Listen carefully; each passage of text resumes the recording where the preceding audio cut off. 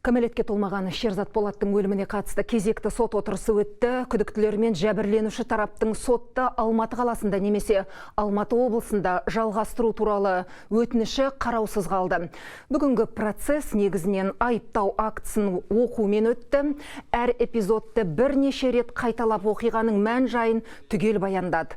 Айта кетейік, 62 томнан тұратын қылмыстық істе 9 сотталушыға адам өлтіруге оқталу бабы бойынша өзгелеріне бұзақылық және қылмысты хабарламады деген айып тағылып отыр. Бізде мысалы қанша жәбірленуші, қаншама өкілі бар, соншама рет өтініш хат бере аламыз. Бірақ сот енді өзінің түпкілікті шешімін айтты ғой.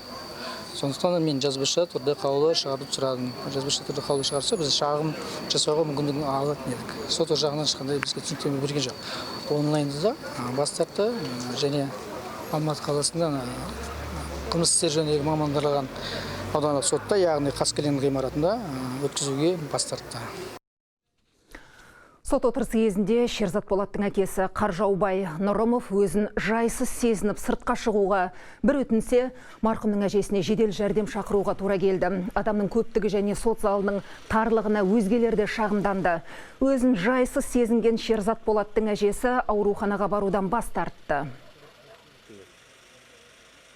Науқастың жағдайы бір қалыпты, толық тұрақты.